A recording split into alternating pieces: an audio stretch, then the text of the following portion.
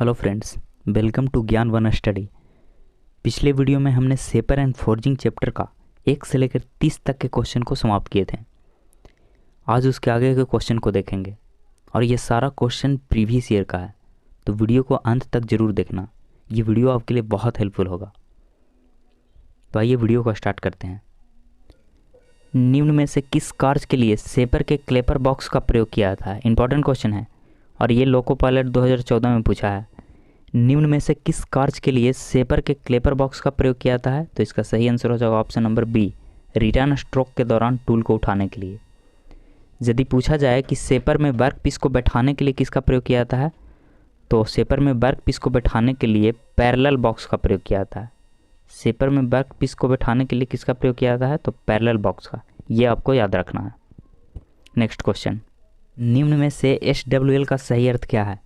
यानी SWL का full form क्या होता है? तो इसका सही आंसर हो जाएगा ऑप्शन नंबर ए, सेफ वर्किंग लोड। SWL का फुल फॉर्म क्या होता है? तो safe working load.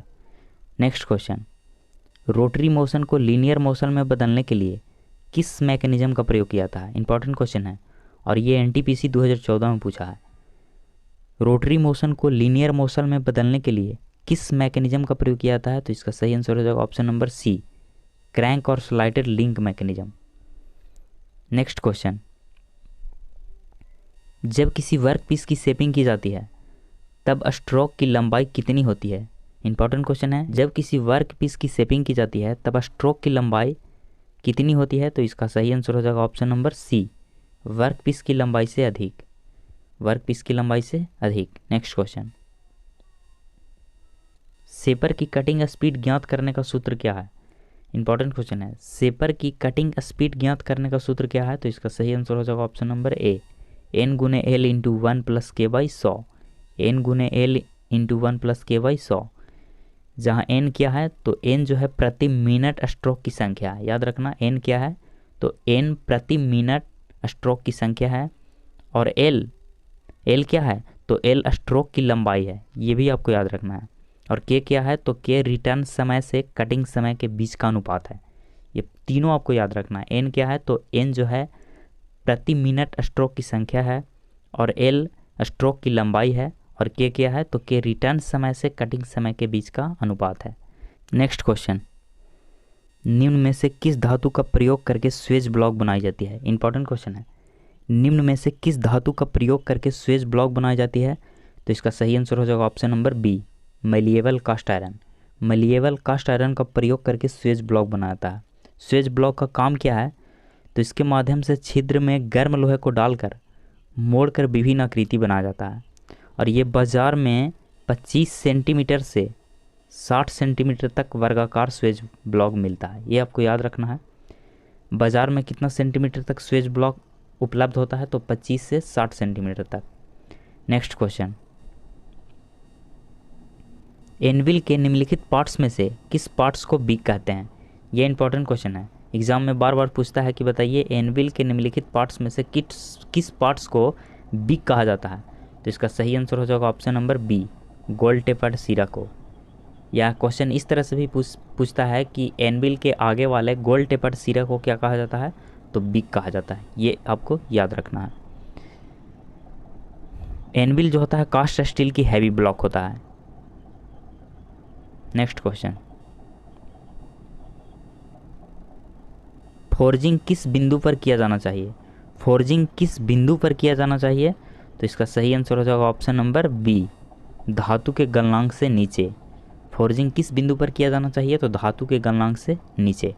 Next question, निम्न में से किस कारण से कास्ट आयरन को फोर्ज नहीं किया जा सकता है? ये इंपॉर्टेंट क्वेश्चन है। निम्न में से किस कारण से कास्ट आयरन को फोर्ज नहीं किया जा सकता है? तो इसका सही आंसर हो जाएगा ऑप्शन नंबर डी, ब्रिटलनेस यानी भंगुरता। नेक्स्ट क्वेश्चन, निम्न में से किस तापक्रम पर लोहा पिघलने लगता है? इंपॉर्टेंट क्वेश्चन है। निम्न में से किस तापक्रम पर लोहा पिघलने लगता है? तो इसका सही आंसर हो जाएगा ऑप्शन नंबर ए, 1300 से 1350 डिग्री सेंटीग्रेड। लोहा कितना डिग्री तापमान पर पिघलता है? तो 1300 से 1350 डिग्री सेंटीग्रेड पर लोहा पिघलने लगता है। और बात की जाए लो एलॉय स्टील का, तो लो लो एलॉय स्टील की हीटिंग तापमान जो होता है वो होता है 1100 डिग्री सेंटीग्रेड, ये आपको याद रखना है। और लो कार्बन स्टील का जो हीटिंग तापमान होता है वो होता है 1300 डिग्री सेंटीग्रेड, ये भी आपको याद रखना है। नेक्स्ट क्वेश्चन,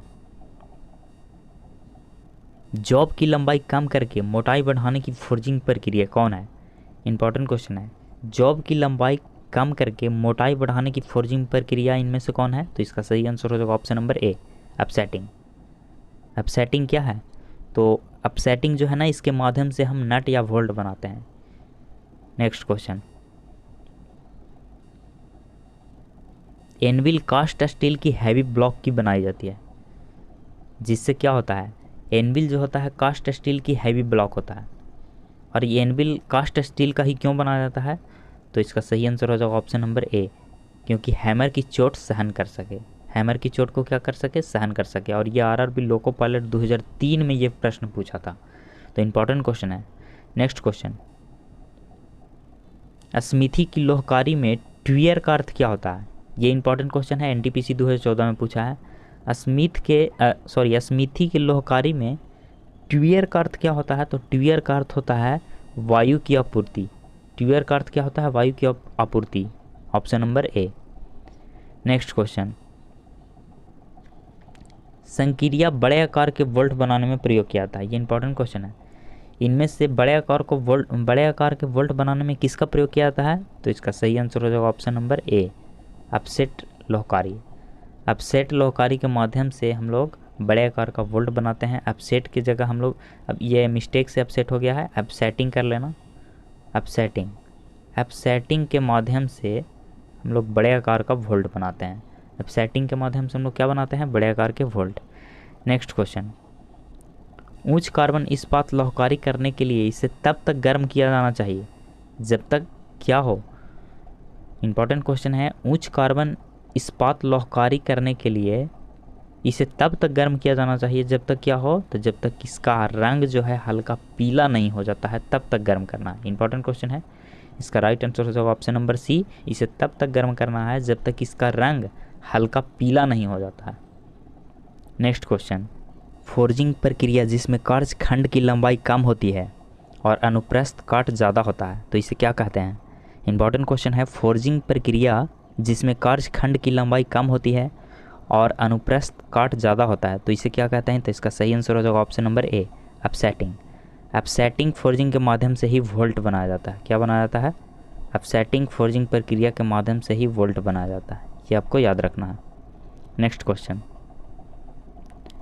परत धातु वस्तु के किनारे को मोड़कर सख्त करने की प्रक्रिया को क्या कहा जाता है? ये इंपॉर्टेंट क्वेश्चन है। परत धातु वस्तु के किनारे को मोड़कर सख्त करने की प्रक्रिया को क्या कहते हैं? तो इसका सही आंसर हो जाएगा ऑप्शन नंबर बी, हैमिंग। और ये लोको पायलट 2012 में पूछा है।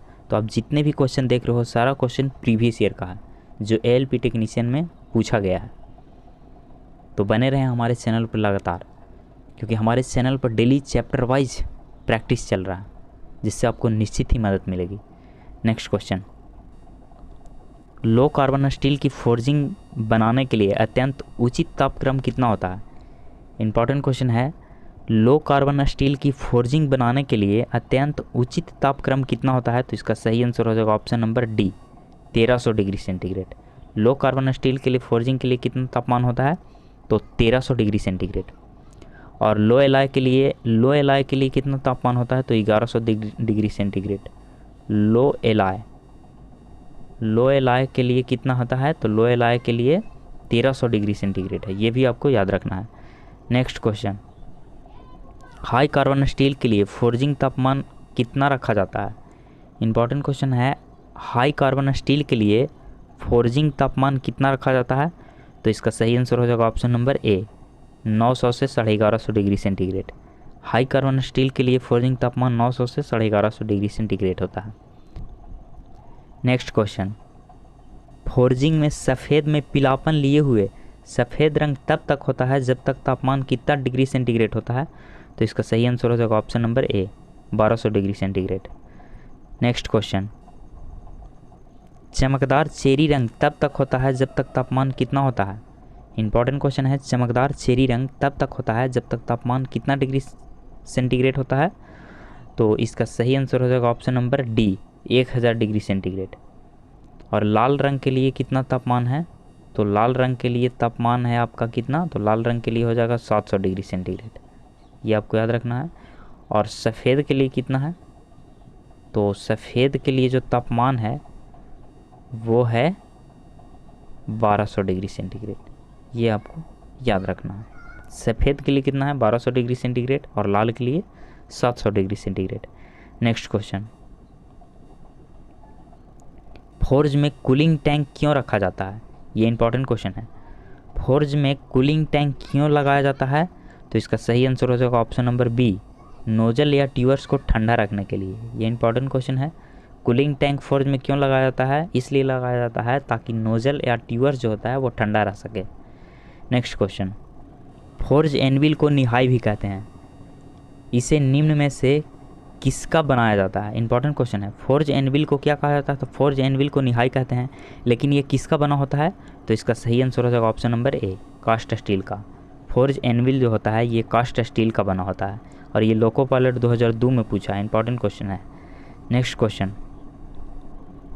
एनविल एक फोर्जिंग टूल है, इस पर गर्म धातु की फोर्जिंग की जाती है, और जो होता है ना इसका कौन सा सतह हार्ड होता है, ये इंपॉर्टेंट क्वेश्चन है। एनटीपीसी 2014 में पूछा है। एनविल एक फोर्जिंग टूल है, इस पर गर्म धातु की फोर्जिंग की जाती है, और इसका जो होता है ना वर्किंग सतह हार्ड होता है। ये इंपॉर्टेंट क्वेश्चन है, कौन सा सतह हार्ड होता है, तो वर्किंग सतह हार्ड होता है। नेक्स्ट क्वेश्चन,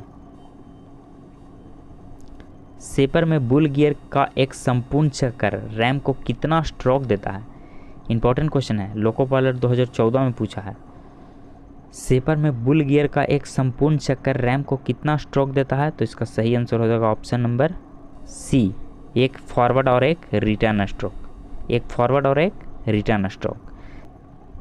नेक्स्ट क्वेश्चन, निम्न में से किसके द्वारा रैचेट और पॉल मैकेनिज्म में गियर या क्रैंक स्लाइडेड की रोटरी मूवमेंट को लीनियर मूवमेंट में बदलता है। निम्न में से किसके द्वारा रैचेट और पॉल मैकेनिज्म में गियर या क्रैंक स्लाइडेड की रोटरी मूवमेंट को लीनियर मूवमेंट में बदलता है, तो इसका सही आंसर हो जाएगा ऑप्शन नंबर ए, कनेक्टिंग रॉड।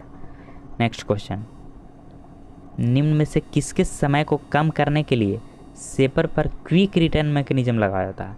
यह इंपॉर्टेंट क्वेश्चन है। निम्न में से किसके समय को कम करने के लिए सेपर पर क्विक रिटर्न मैकेनिज्म लगाया जाता है, तो इसका सही आंसर हो जाएगा ऑप्शन नंबर सी, फॉरवर्ड और रिटर्न स्ट्रोक। फॉरवर्ड और रिटर्न स्ट्रोक को कम करने के लिए सेपर पर क्विक रिटर्न मैकेनिज्म लगाया जाता है। नेक्स्ट क्वेश्चन, निम्न में से किसके द्वारा एक हाइड्रोलिक सेपर को चलाया जाता है। इंपॉर्टेंट क्वेश्चन है, लोको पायलट 2009 में पूछा है, और ये वीवीआई प्रश्न है। किसके द्वारा एक हाइड्रोलिक सेपर को चलाया जाता है, तो इसका सही आंसर हो जाएगा option number C, liquid pressure के द्वारा। लिक्विड प्रेशर के द्वारा ही हाइड्रोलिक सेपर को चलाया जाता है। नेक्स्ट क्वेश्चन, सेपर के रैम के स्ट्रोक की लंबाई निम्न में से कितनी होनी चाहिए। सेपर के रैम के स्ट्रोक की लंबाई निम्न में से कितनी होनी चाहिए, तो इसका सही आंसर हो जाएगा ऑप्शन नंबर सी, लिए जाने वाले कट की लंबाई से अधिक। नेक्स्ट क्वेश्चन, निम्न में से किस टूल का प्रयोग करके संक्रेस्ट स्लॉट को काटा जा सकता है। इंपॉर्टेंट क्वेश्चन है, निम्न में से किस टूल का प्रयोग करके संक्रेस्ट स्लॉट को काटा जा सकता है, तो इसका सही आंसर हो जाएगा option number C, grooving tool. Grooving tool का प्रयोग करके संक्रेस्ट स्लॉट को काटा जा सकता है।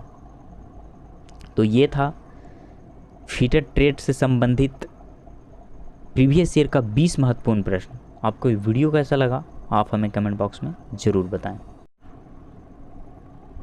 नेक्स्ट क्वेश्चन, निम्न में से किसके द्वारा रैचेट और पॉल मैकेनिज्म में गियर या क्रैंक स्लाइडेड की रोटरी मूवमेंट को लीनियर मूवमेंट में बदलता है। निम्न में से किसके द्वारा रैचेट और पॉल मैकेनिज्म में गियर या क्रैंक स्लाइडेड की रोटरी मूवमेंट को लीनियर मूवमेंट में बदलता है, तो इसका सही आंसर हो जाएगा ऑप्शन नंबर ए, कनेक्टिंग रॉड। नेक्स्ट क्वेश्चन, निम्न में से किसके समय को कम करने के लिए सेपर पर क्विक रिटर्न मैकेनिज्म लगाया जाता है। यह इंपॉर्टेंट क्वेश्चन है। निम्न में से किसके समय को कम करने के लिए सेपर पर क्विक रिटर्न मैकेनिज्म लगाया जाता है, तो इसका सही आंसर हो जाएगा ऑप्शन नंबर सी, फॉरवर्ड और रिटर्न स्ट्रोक। फॉरवर्ड और रिटर्न स्ट्रोक को कम करने के लिए सेपर पर क्विक रिटर्न मैकेनिज्म लगाया जाता है। नेक्स्ट क्वेश्चन, निम्न में से किसके द्वारा एक हाइड्रोलिक सेपर को चलाया जाता है?